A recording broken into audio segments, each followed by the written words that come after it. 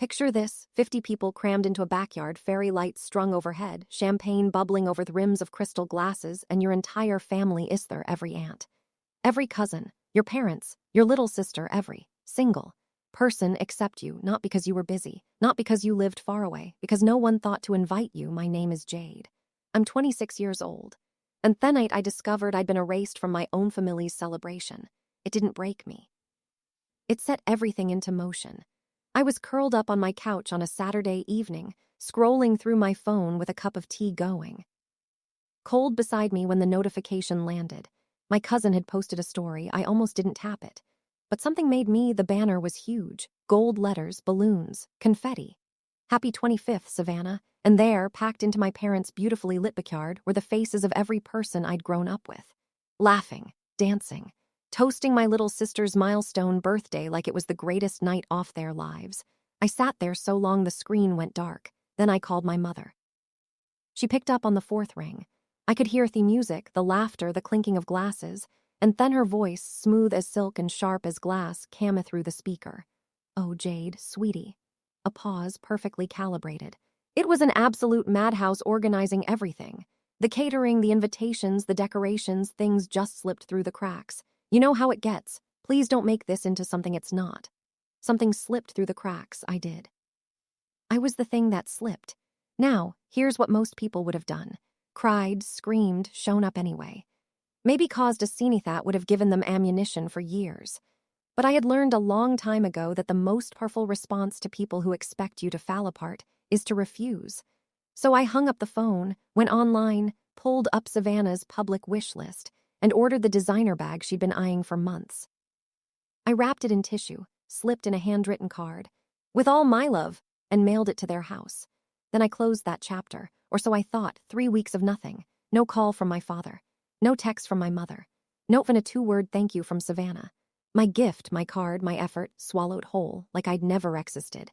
I won't pretend those weeks were easy. There's a particular kind of grief that comes from realizing your own family treats your presence as optional and your absence as convenient. I cried, I journaled, I considered more than once just letting go of all of it for good. And then on a gray Tuesday afternoon, my phone buzzed. Grandma Edie. She never called out of the blue. She was the kind off woman who texted incomplete sentences and calendly on birthdays.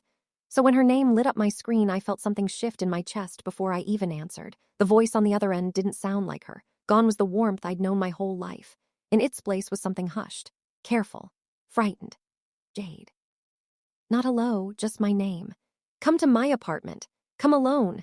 And whatever you do not tell your mother. Line went dead before I could say a single word. The drive to her apartment felt like moving underwater. When she opened the door, I was struck by how small she looked. Her face was tight, carved into an expression I had never seen on her before, something between fury and exhaustion. She didn't speak. She just turned and walked toward the kitchen, and I followed. On the counter sat a single white envelope. I recognized my own handwriting on the front. It was the card I'd written for Savannah. Unopened, pristine, like it had never been touched, or rather, like Somyeon had made very sure it couldn't be touched. "I found it," Grandma Edie said, her voice barely above a whisper, "tucked behind a row of shoe boxes in your mother's closet, when I went to help her reorganize last weekend." My knees felt unsteady.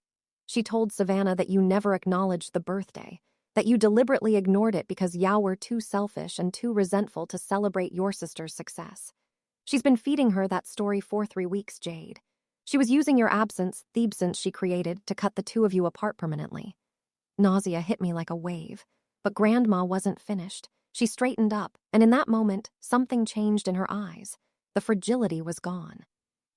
What replaced it was something I can only describe as iron. "I've watched this family slowly try to erase you for years, and now I finally understand why." She walked to the living room and returned carrying a thick manila folder, worn at the edges like it had been handled many times. She set it on the table between us and opened it. Inside, legal documents, bank statements, letters bearing my grandfather's unmistakable signature. "Your grandfather saw this coming long before any office wanted to admit it," she said softly, one finger tracing the edge of a highlighted clause. "He knew how your parents favored Savannah. He knew what they were capable of. So years before he passed, he structured a protected trust, commercial real estate, long-term assets, and he left the majority of it directly to you. I stared at the papers. My eyes moved over the dates, the signatures. The legal language spelling out a future I had never known existed, a future someone had deliberately hidden from me. Your parents intercepted the original documents after the funeral, Grandma continued, her jaw tight. And for the past year, they've been pressuring me to sign a fraudulent revised version, one that strips you everything and transfers it all to Savannah. She closed the folder. They think I'm too old to understand what they're redoing, too loyal to question them, too tired to fight. A slow, dangerous smile crossed her face. They are wrong on every count. Setup, she explained, was already in place. My parents had arranged a Sunday family dinner at Grandma's apartment, framed as a warm gathering, an excuse to get everyone together. In reality, their attorney was already planning to bring the paperwork. The pressure, the smiles, the wine, all of it designed to ease Grandma into signing while her guard was down. What they didn't know, her guard had never been lower, and she had never been more certain of what she was about to do. Now until Sunday, she told me, her voice measured and clear. You do nothing unusual, don't reply to their messages, but don't disappear. Let them assume you're home, alone, still hurting. And then Sunday night, come here, don't knock, don't make a sound. Wait outside the dining room window. When you see the attorney place the documents on the table, you walk through that front door. She reached across and covered my hand with hers. It's time they learned that erasing someone doesn't make them disappear. It just gives them time to gather their strength. I arrived as the sun was going down, through the dining room window. The scene looked almost peaceful. My parents sat at either end of Grandma's long mahogany table, their postures loosened comfortable. Savannah was on her phone, barely paying attention. Their attorney, silver-haired, polished, expensive-looking, lifted a leather briefcase onto the table and began removing documents.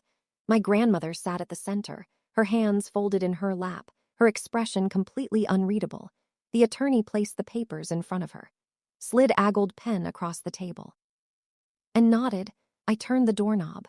The moment I stepped into the dining room, the atmosphere shattered like glass. My mother's wine glass hit the table with a crack. She rose to her feet, color flooding her face. What are you doing here? Her voice was barely controlled. This doesn't involve you. You need to leave right now. Savannah looked up from her phone, and for a split second I saw something flicker across her face, surprise, confusion, and then practiced cruelty. She settled back into her chair and smirked, but I didn't look at her. I looked at Grandma Edie.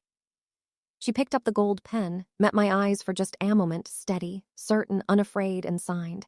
The attorney reached for the papers, reviewed the signature page. His face went white. What is it? My father's voice had an edge of panic creeping in. The attorney set the papers down carefully, as if they might explode. She didn't sign the property transfer. His voice was barely audible. This is a notarized legal affidavit initiating a criminal investigation into estate fraud. And the accompanying trust amendment places 100% of the family assets into a protected account, managed solely by Jade. The silence that followed had weight to it. My mother sank back into her chair. My father stared at me like he was looking at a stranger. And Savannah, whose entire life had been arranged to protect her golden status, began to cry in a way that had nothing to do with sadness and everything to do with the sudden, terrible realization that money does not carry about favoritism. In the months that followed, the affidavit triggered a full legal investigation.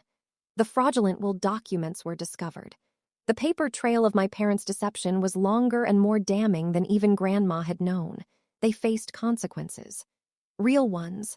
Savannah had to learn, for the first time in her adult life, how to stand on her own 2 feet. And Grandma Edie and I, we moved forward together. Quietly, deliberately, with the kind of peace that only comes when you finally stop waiting for people to treat you the way you deserve, and start building a life that doesn't need their approval. So let me ask you something before you go.